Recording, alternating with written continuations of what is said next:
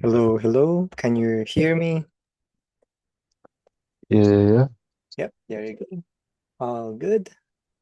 So let's Mm-hmm. start. Let's begin. Welcome to day two of our masterclass. And the topic for today is technically healing and psychic surgery in general, because we have to know all the basics and everything before we even start discussing about the skills. So let's begin. Before we start, you everyone should have a level of at least past the healer level.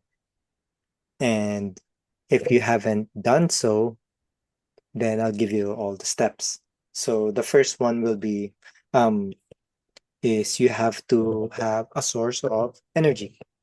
Energy that you will use to heal your clients or people around you, your pets, your loved ones and everything yourself. So there's multiple ways of starting with that. The first one is probably learning Reiki. Now, there's there's a myth or people say that you have to learn from a Reiki master, but that's half true, half false, because the one who created Reiki technically just meditated in 21 days until he started feeling Reiki itself, which is the life energy.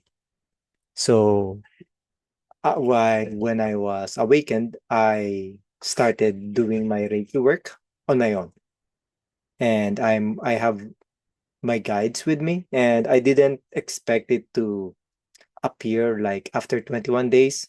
Expectations just pushes it away. So I think I went over 21 days, probably 38 days to start feeling like uh life energy, which is Reiki in itself.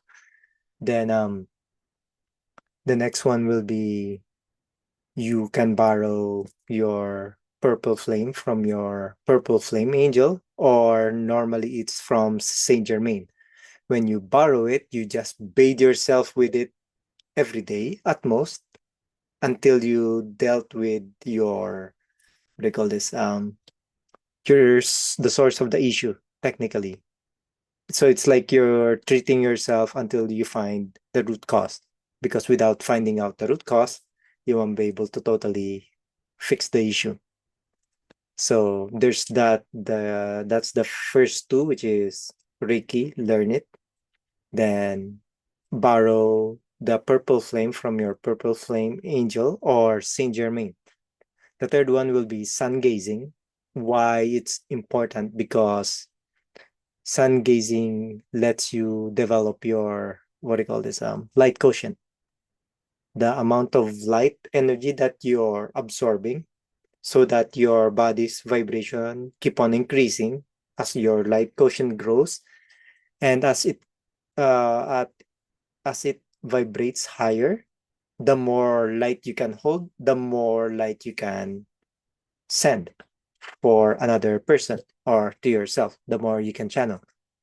So that's the third one. The fourth one is channeling it, channeling the energy from nature, from the galaxy, from galactic, or the sun, from the earth, from the nature, and anywhere else, or elements.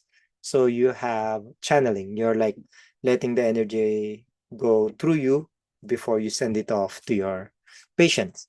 There's that too. But that is if you achieve attunement with those elements or with those energies. So there's some kind of process that you may have to inquire about which compatibility you have per element, and you can probably get a chart somewhere. I can't remember, like a zodiac chart, which element you are superior. Then focus on those first before you explore the other percentage, because when I first check mine, I'm very high at earth energy, which is nature. Then I have 50% on fire and water. But those all almost all elements respond to me very well. So I don't really By the time I saw that one, it's already fully developed. So that's those. So still energy. We're talking still energy. So the next one will be, if energy wise, let me think what else we can take. We can channel, or you can borrow from another entity, which is not yourself, which is pretty common practice for witches. They use moon energy, candle energy. They sell their soul to hire someone to do the curse, or they sell the one who requested the curse and send it as a payment. Or they use their, sometimes there's like spells from witches where they sacrifice their own, we call it life force. That is like a number on your head, number of days you have left. So you can sacrifice that as well. We call that life force, and you don't gain that in a natural way, and it's a little bit complicated to gain it back. But some people do that when they sacrifice themselves for someone's well-being. But there's that option as well. But I would not recommend touching it because, like I said, it's so complicated to recover. And sometimes it's the one that other people likes to siphon off of you. But they go first for your energy first. It's harder to access life force unless they are in close proximity. Then I cannot explain too much because it might manifest and you guys may be not ready for that yet. So because this is like overview, so let's keep the details later. So in terms of energy, so you have now energy sources, right? The next thing is now the other one is like this is using your own energy for healing. When I say so, your own energy is like your technically your self energy, like your energy from your body, in a sense that when you all spent it all out, you feel tired automatically because it's from your body. It's like the same thing that you eat gets transmuted into an energy, then you move, then you're not hungry. Then when it gets digested or you overburn it, you become hungry. So those are like the energies that I'm talking about. It doesn't look like a etheric energy, but they are. It's just the more just science is just keep on telling it's just a chemical reaction, but technically they are being transmuted something else. And yes, they go by chemical, but that's the earlier stages that you can use with energy. You use your own, but the problem with that one is you get overburned easily. And that's why some people or some healers who don't have other more than one or more than five sources of energy, they overburn and they try to get healer crystal, golden healer, I guess, the one that helps you amplify your energy or helps you recharge at least faster. And so that's energy talk. So you need energy when you're doing healing because you're intervening with something that is also energy or frequency or vibration in nature. So you have to apply something it, and sometimes if you don't have enough energy, I'm not sure you may have enough impact, especially if your belief is also self-sabotaging yourself. And that will cause your manifestation to screw it up as well.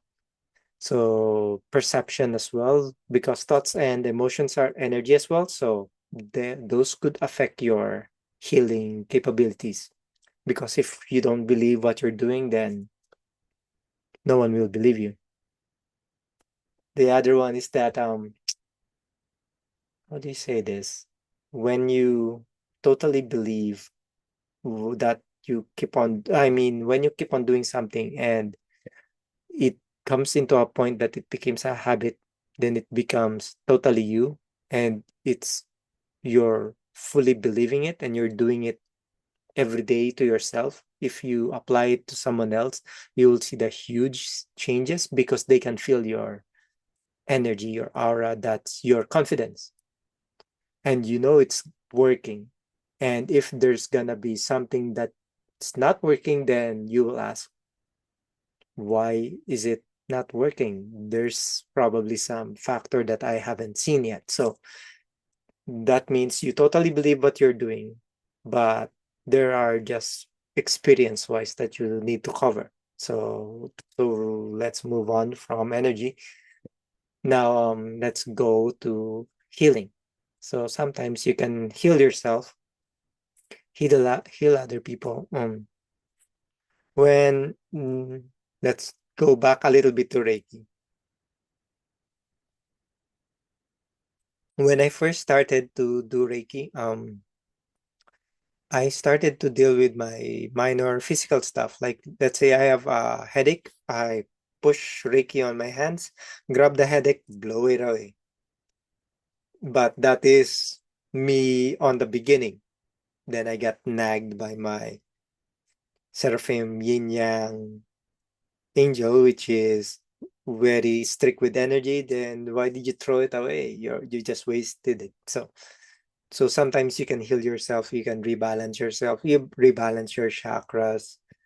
With Reiki, you can infuse it as well with Reiki and revitalize all of your cells to the point that, but like I said, you have to channel Reiki and connect it to what you call Reiki source. I can't remember the term for it, but there's a Reiki source that you can tap into. So you don't have to reconvert your energy into Reiki, then you pass it on. You can tap into something and you become the conduit, like a wire. But the problem is your body gets tired as well as a wire. It's like how a high voltage travels from a low voltage wire, it overheats or it melts. So you have to be attuned to that kind of energy. So you have steps to deal with that one. So that's the next one. So the next one is that when you're healing someone, is you have to ask multiple questions. One is that, is this my problem? Is this, when I say is this my problem, it's like, did I just found it somewhere that, oh, she have a problem? Do I need to go to her to say I can solve your problem? Or the thing just landed in your face that, hey, this guy have a problem and no one can um give her a proper advice, or you can just say, let me give you an advice, and if she pursues you more, then you help more. The second one is that you can ask if you are like you ask your team, you can feel it, you can muscle test yourself, or you can pendulum, and is this something do I need to intervene onto? You can have that one as well. Is it, will I positively affect them if I help them? It's like there are times that you try to help people but they suddenly turn aggressive on you. It's not because they're like not grateful, but it's in a sense that it's more like a lesson to say that you are not meant to help them, and they don't even have the drive to help themselves.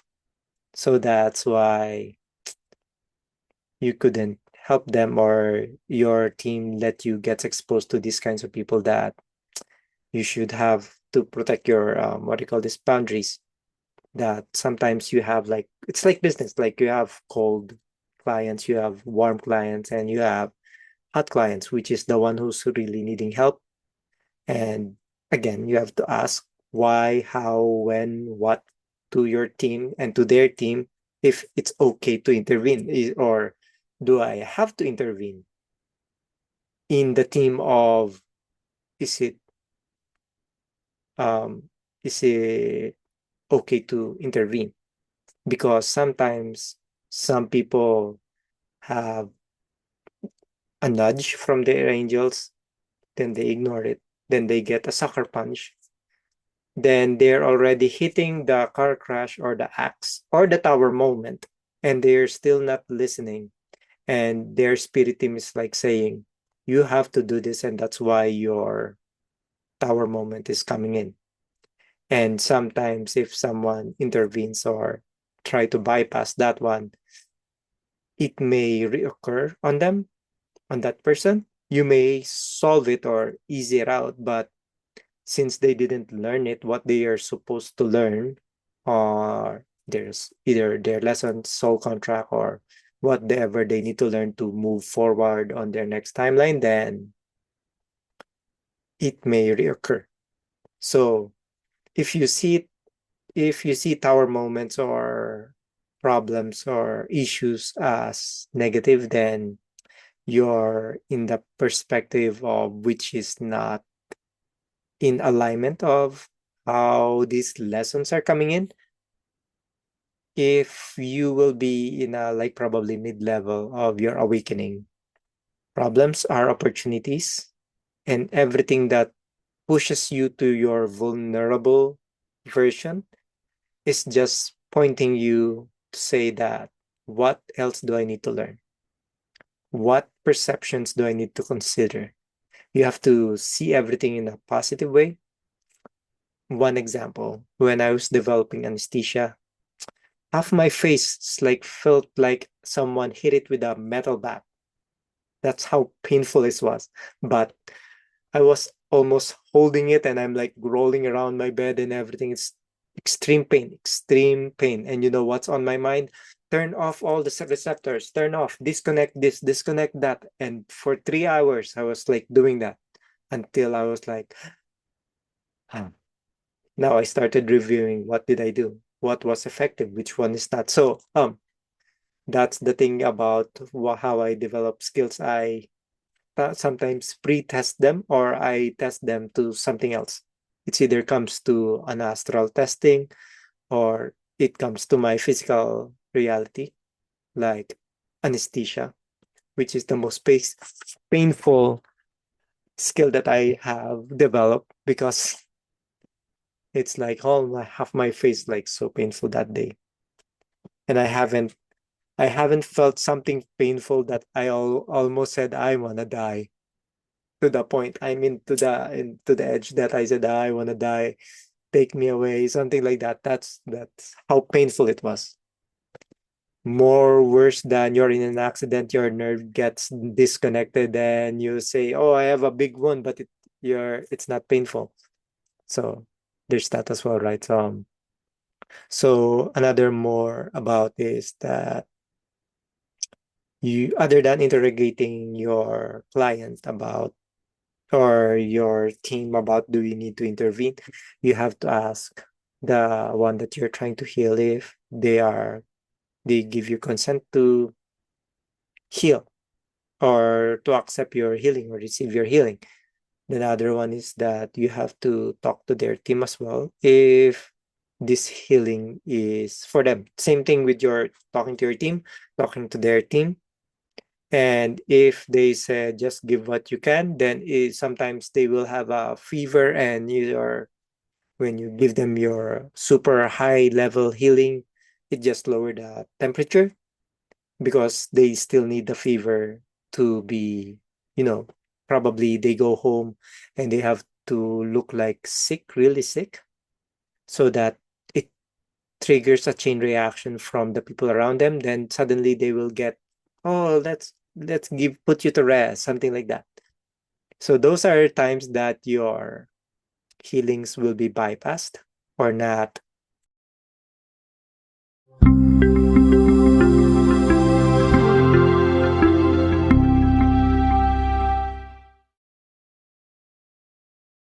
triggered or not accepted because there is something in motion that will have to befall or occur in that person's life that if your full healing totally affected it, it will not happen.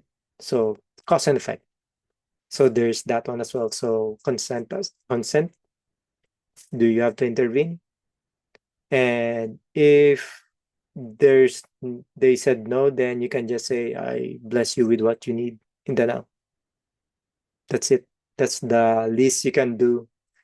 And you can just say to that person, yeah, I really can't do anything because it's just be honest, you can do anything, but you cannot really say, yeah, you need to suffer or something like that. No, no, no, you can't, because it's just it's, you can just say it's either a lesson or you have there, this is like a divine timing that it will, you have to see something or learn something from this. And by the time you see that and you acknowledge it, you own it, it just go away. So so let's recap. So we have energy and we have intervention. The next one is when you're healing, is that you have to check for what I call this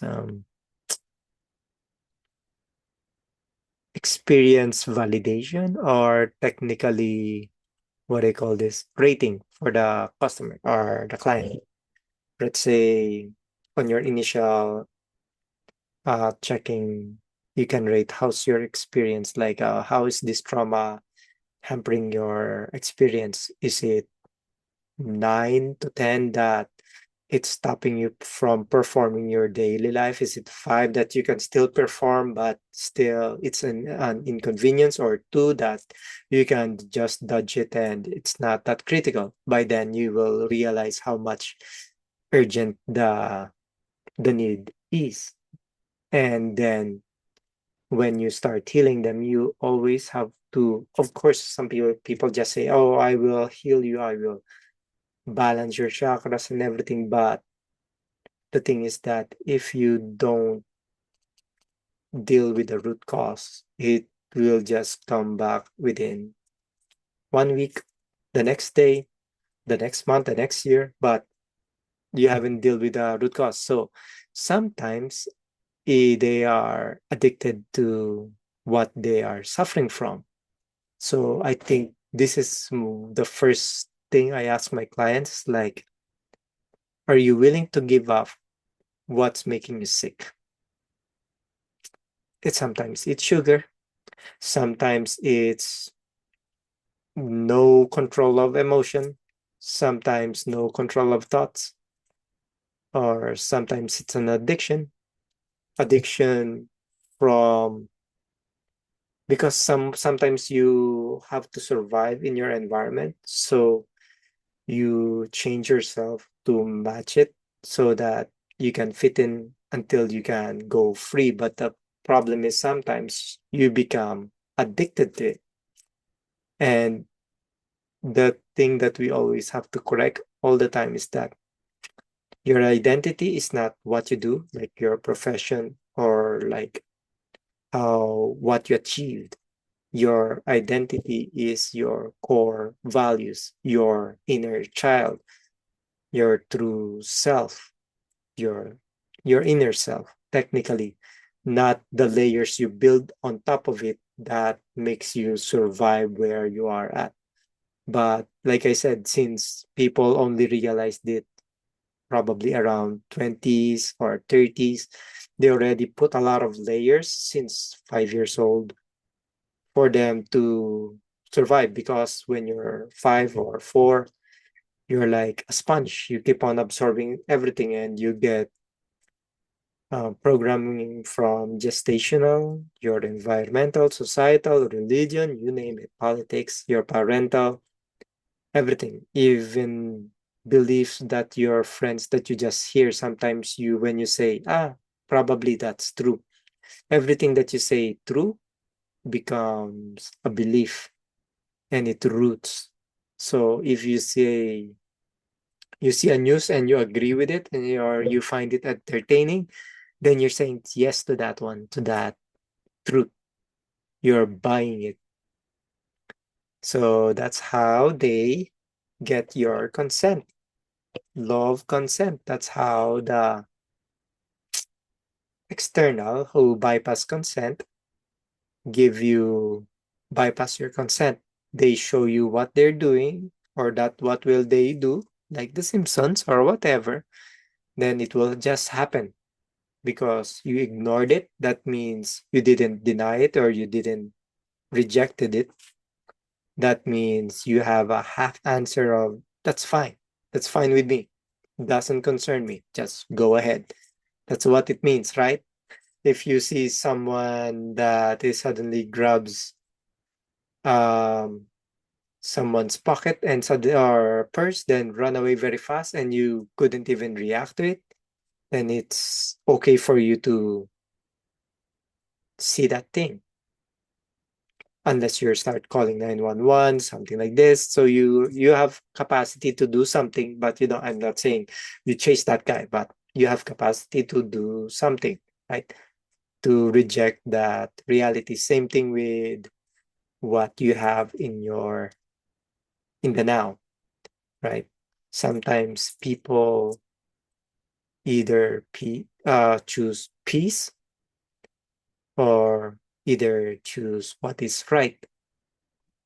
But for sometimes people to survive, they prefer to choose peace and they sacrifice their own self, their own happiness to achieve that peace, but not in between.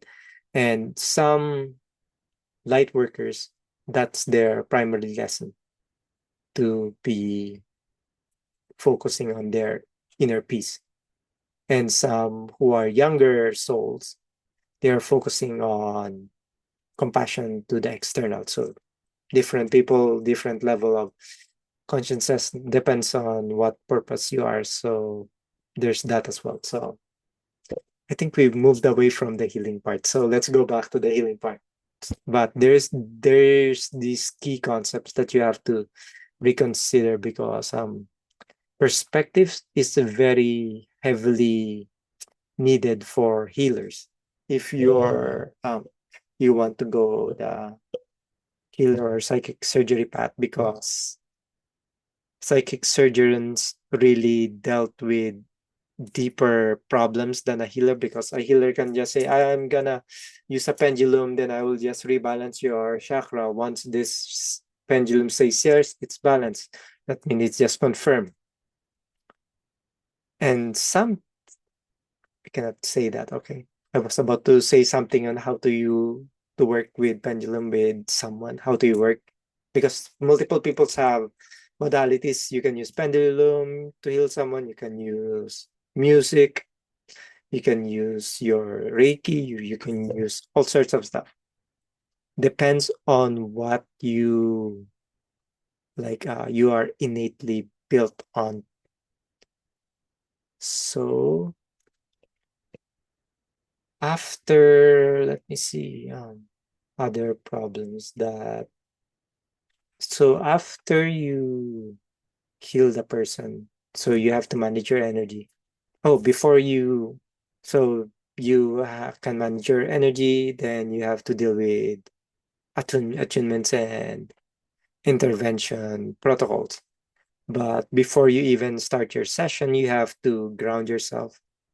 You have to clear your space. If you can, you should clear your client's space as well. Then some people, if they're doing deep cleansing or deep healing to that person, they will re-clear or rebalance everything to the client, but that's not necessarily needed. Sometimes you have to see if, when you're troubleshooting something, if it works. So some people will throw multiple protocols at you to test which one works. Some people can check how's the condition of the clients by seeing, by color coding, pre-programming their senses, their clairs to say, if I see the body, show me the critical ones, which is red.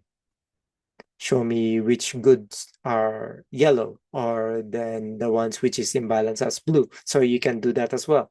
Some people who can do hearing, they can just say, when I say this word, tell me by the frequency or vibration that I can hear to know which one is have a issue. Like some people will like pendulum is you can just say whole body. Is it all good? Then they will confirm. So there's multiple ways how you can use your clears to reconfirm.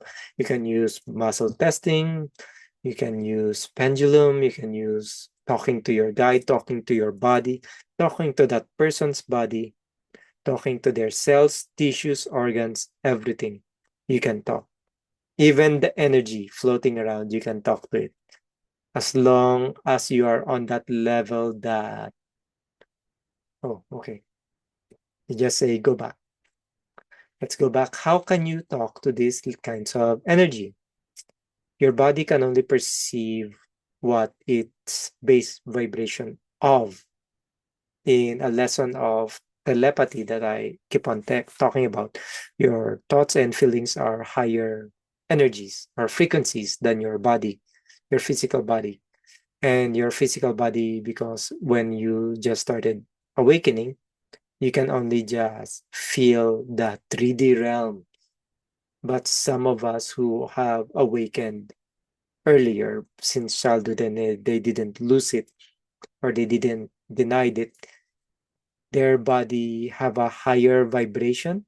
That's why they can start picking up other people's emotions, other people's thoughts.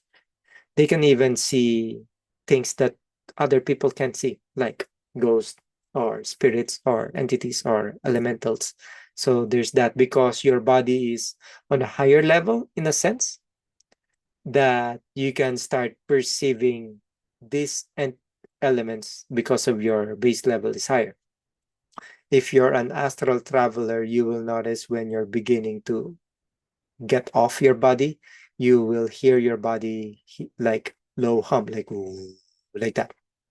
I did that and I heard it for myself. And when you increase your light quotient from sun gazing or you meditate, your perception shift, and you reactivate your codes, your DNAs, you rebuild everything, then that's when your body vibration starts or frequency goes higher. And the higher you go, sometimes you start reaching the level of the thoughts and the feelings. Then that's the next one is you have to determine, is this my emotion? Is this my thoughts? Then you can have to master that language because now you can feel, oh, I know this guy's energy signature. Now you have another sense, sixth sense. It could be, it could manifest in multiple things. Some people can see ghosts, some people see how the matrix work, see the numbers, see the geometries, the patterns. Some people see the energy, the aura, and everything. Some people feel it as part of the clears. They can feel your energy not as a considered of one of the five senses, but more like a knowing, like, oh, this feels loving, warm, and a little bit crazy. Oh, I know this guy. I felt this guy every time I talk to this guy, it's that guy. So you can have that one. So there's multiple ways you can feel. So my suggestion is when you meditate every day, you practice every single clear because everyone have it. It's just everyone have strong points, and the more you practice them, the more they grow, and the more they grow, the more they expand, and the more they expand, the more they develop new psychic skills. Ta-da! Then you get more psychic skills, more advanced than the basic clears. Yes, there are more advanced out there, but I'm not sure if I will cover them in this topic at the moment. So that is in developing your psychic abilities. What else is there? So after you treat let's go back to the treatment. So after you treat the client, you have to keep on checking, like after a few days, how are you doing? To like a warranty, more like to check if did you miss something. There's always something to expand on, and when you're starting, your guides will really put people in your doorstep for you to heal them and to expand your experience. If that is your path, again, sometimes they will teach you to heal yourself, but that doesn't mean you're gonna be a healer.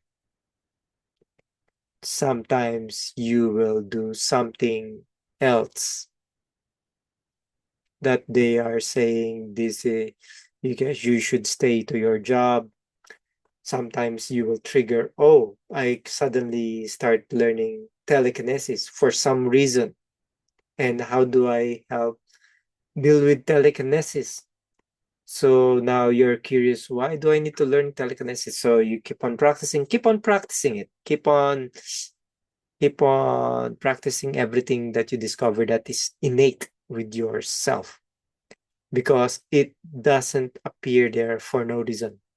It may look like what do you call this, a magic show right now, but sooner or later the function of it will be merged to something else, like remote viewing, like astral traveling. You can combine those two and it becomes something else. So there's multiple ways you can combine telekinesis with something else. So that's my advice, which is keep on practicing every single psychic abilities. Write them all down. Practice telekinesis. Practice remote viewing. Practice all your clairs. Practice everything. Practice Reiki. Go look for YouTube. There's a lot of free Reiki meditation out there.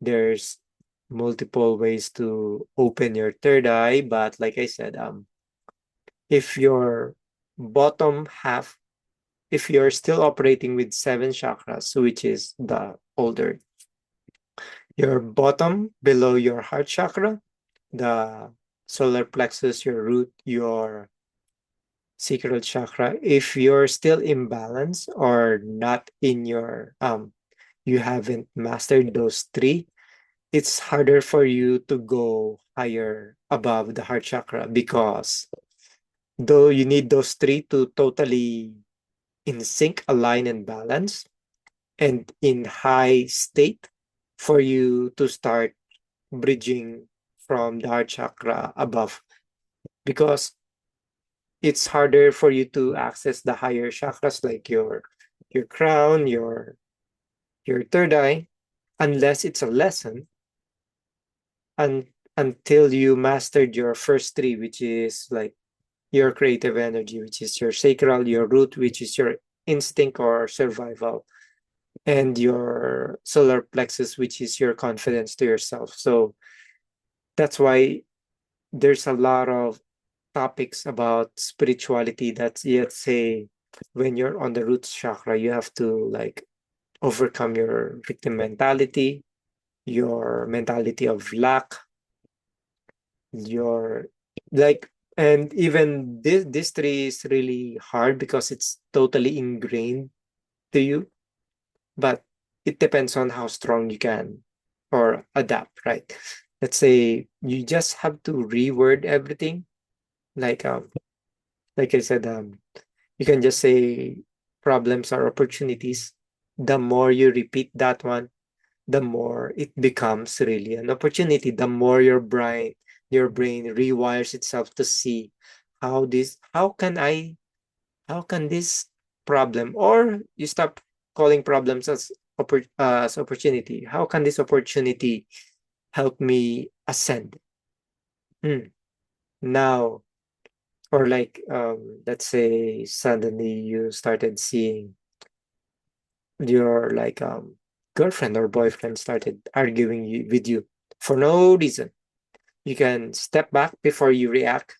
Hi, for those who don't know me, I am Lawrence, a dedicated psychic surgeon, a cash reader, alternate self illustrator, to be higher self or lower self, and a spiritual life coach with a passion for guiding others on their journey for self-discovery and transformation.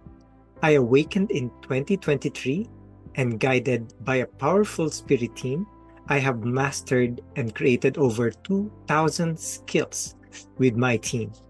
These skills helps you with your spiritual journey, manifestations, energetic hygiene, and gives you more balance to all aspects of your life, including skills that automatically do your energetic hygienes, automated 24/7 protections without burning off your energy, or skills that gives positive karma to fuel your manifestations, skills that help you manifest the reality that you yearn for, as it helps you align and maintain that positive vibration to the highest, best reality that is rightfully for you.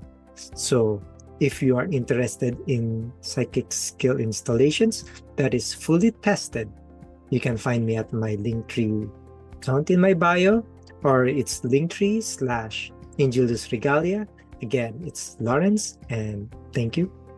With what's happening, it's like, what am I missing here? What is this unknown trigger about? Then sometimes your mind will already say, oh, because you kind of neglected this one.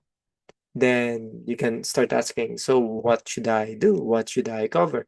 Then sometimes this experience will go multiple times in a cycle just for you to do the bad reaction, the neutral reaction, the good reaction, the best reaction, or other reactions that you want to experience until it completes itself. But if you keep on going for the same reaction every time, then it will keep on repeating, and hopefully it doesn't become a car crash again. Like what I say with the guidance with your spirit team.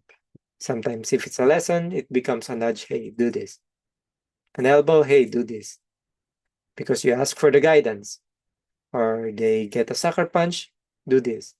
Then an axe, then the car crash, then the tower moment. So I'm not scaring you, but if you notice in your life, sometimes some problems keeps on growing by level. That means, what are you missing in there? What should be you doing or thinking or feeling differently? There's multiple pathways there, right? For it to repeat, so that sometimes it repeats again. The next time it's like, I know this. You just shrug it off. Then it totally cancels itself. You will hear your spirit team say, okay, that cycle is done. Let's go to the next level, which is more expansive, not saying more problems, but it's just like, this life will be boring if you keep on saying, oh, I reached the top and I'm there, all relaxed. No, the thing with spirituality is that there is one major cycle. One. Don't pray for two. But normally there's one major cycle and it goes like this, go high, then go down like that. And once you conquer that, every other cycle is just like this. Every day is a different cycle, and it's just like this. You'll get angry, you let it go. After 1 second, situation changes. This cycle, the first major one, it's hardest because it's your main cycle, and sometimes it might be your narcissist spouse, or it might be your parents, it might be your friend, it might be yourself on how you treat yourself, multiple stuff, and it could be everything all in one. So that's why it's a major cycle, because when you finish that cycle, a part of you dies, and that is the you that took you from the 3D earth all the way to here, and he won't be able to continue because you need a new you to move forward. It's like a baton pass, right? So you have to move forward and stop, what do you call this? Just thank the past because they took you from there to here. You survived from there to here, and you have to thank them for all, even if it's a that's how do I say this? Thank like Robert Kiyosaki's book. Thank your poor dad or your poor parents for that, which you do not prefer. Thank your rich dad for teaching you how to manage moving forward, right? Every experience have their positive function. It may be to say, I don't like this experience. You have to even feel, say, do it. I don't like this. I don't prefer this. Sometimes your experiences is giving you preference what you want moving forward. It's so sometimes people keep on marinating with the problem that they encountered. Someone cut them in line, made them feel unjust and everything, but they forget to ask what did that negative situation serve me? And when you realize, so, oh, I don't prefer people. Why did I get angry when someone cut me? Because I feel unjust. Emma, because I feel worthy that I waited for this line and someone just cut at me. So it depends on your definitions. And if it serve you, then it's good. If it built your definition of what you prefer, then it's good. But like I said, every problem is an opportunity, and it's always have a positive outcome. One example, I was learning NLP and I don't have anywhere to apply it because I'm not what do you call this, a psychologist or a psychiatrist. What happened is that my spirit team triggered an event on that day that suddenly my wife suddenly got angry for no reason. And when she got angry for no reason, I held back while I'm watching the scenario play out. I told myself, there's no reason for this argument, and it's no reason. So normally people will say, why are you getting angry for no reason? It's not my problem. I'm the victim. No, but when I stood back up, I asked my mental body or your thought body, which is the one that manages your thoughts, and your emotional body, which manages your feelings. Your physical body manages your body, which are physical. So I asked him, because you're the soul, these are your vessels. I asked, what am I missing here? What is this about? My thought just said, well, you asked for it. You said, how do I apply the NLP that you just learned? And by the time I learned mirroring, so she started doing this, doing this.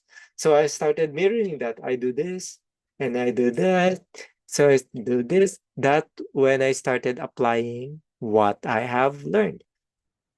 So that negative experience served me in a positive way so I can try something that I have learned. It served me. But if I let the emotions get through me, or the scenario or the reality to like play out without me checking it, like me the captain of my own ship, I will just default to like, that's not my problem. I didn't do anything wrong. I'm the victim here. Automatically. Automatically. But since then, since I have managed to conquer my mental body and my emotional body and my physical body, I have been managing them as a vessel captain. That's why you can, when you manage to conquer your physical body, you can tell it to biohack. You can now cure yourself, even if you have cancer, because now you're in control of your own body. Your thoughts, you're in control. Sometimes your thoughts will give you something funny. You can laugh at it. Or sometimes your thoughts, if you haven't conquered it, you will try to stop you because it's scared, it's egoistic, it's fear-based, it's lack-based, and it will be backed up by your emotions because your emotional body, you haven't controlled it as well. Then you are letting it react to things other than seeing everything that this emotional body is doing as an indicator. It's like a car. Your emotional body, you can think of it like your these three bodies as your car. The physical body is what you see as the car. Your emotional body is like your indicators in the car that if there's something wrong with it, it will light up. If there's no gas, it will light up.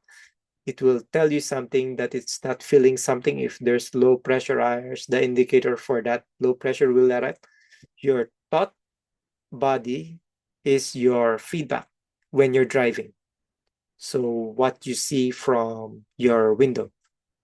So if you see someone cut you or if it's a clear one, then your thoughts is with what your feedback with how you're driving. So you can see that in that analogy that you're the one driving it and it's all on your discretion how you will respond or take it in. And if you take it in as a reactive type, then someone cut you, you become road rage. Your gas lights on, you start panicking. So you're starting to manifest the worst kind of outcome because you're focusing your energy on it. Instead of saying, are we gonna make it?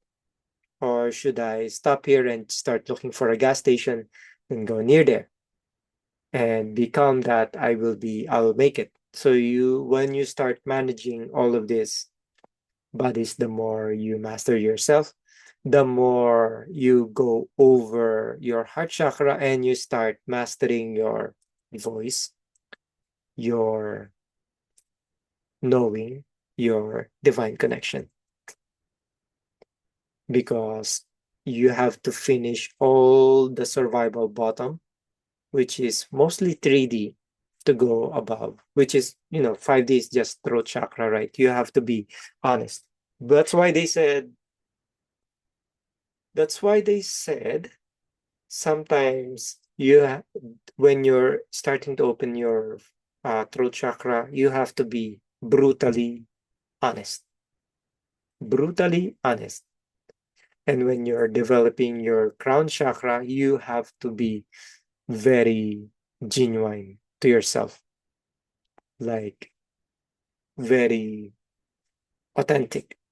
Because the less authentic you are, the more that crown chakra will probably not balance out on its own. And you will notice it that when there's an indicator for it, like I said, emotional body is fear. When you're not being authentic, you're feeling guilty, you're hiding it, and everything else. So use your indicators properly, be a captain of your own ship. And by then, you will rediscover by accessing the higher tree where you need to go. So, well, sometimes you need to go somewhere with full of uncertainties, but that's part of the journey. Because if you know everything, then everything is boring, everything is easy. What's the point of staying here? Earth is a Harvard level school, so make the most out of it because some iterations, some reincarnations that we have is we remember everything. And those are probably most of the time short missions or one lifetime equivalent. But since we are on Earth right now, which is ascending again, so there's a lot of opportunities in this timeline. That's why a lot of souls are wanting to reincarnate in on Earth right now. And those who have the hardest problems, the hardest issues, are the ones who have the highest power at times or highest abilities that they will develop. So see your test, ace it, and the more you ace it, the more you will realize that good thing I didn't bypass that one. Good thing that I just dealt with it and tried to see it in every possible way. Then you will realize that without that experience, you won't be able to like be developed to where you are and where you need to go. So I think we have covered some parts of the basic parts on how to become a psychic surgeon. It's like just normally healers are just saying update your codes, balance. I'll give you healing energy. I'll take away your plugged energy. But when you go psychic surgeon, you dive in deep. You dive into the root cause and you try to solve it, be it an attachment, be it an entity, be it a belief, be it everything else. So that's why it's more extensive because you're trying to solve the core source of it. So again, it may be what I call this. Some of you who are in the path of psychic surgery will be tested by your team, especially with people going near you or especially with your current environments. They will be testing you thoroughly. And when you pass it, then it's all good. But yes, especially you will deal with entities or all sorts of stuff. There's a lot of testings that you will have to pass because it really depends on what innate abilities that you are going to develop for your highest best good and to your highest best timeline. So it really depends. I wouldn't put any expectation how it will manifest or how it will form, but you have to what do you call this? Keep on practicing everything until you find out what works best. So I guess that's it for today's session. There's too much information. It may be just basic stuff before we go back to skills because we need to cover at least one day for the basic stuff on how psychic surgery works because you might be mistaken for a healer, but technically psychic surgeon is a healer, but it's more deeper than other people anticipate. Like if you're willing to see witches, deal with demonic entities, all sorts of stuff. Anyway, anyone have questions before we go?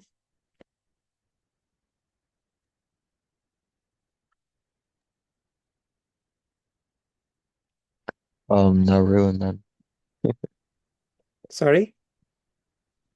Not really. Oh, okay.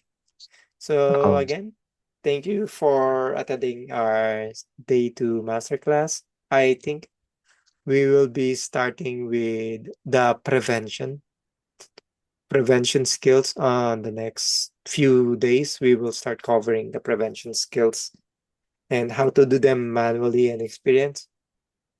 Since I won't be doing anything like for this week for like a skill imprint for this week, then I'll just bless you with what you need on this week, and I hope you prosper. And thank you for attending.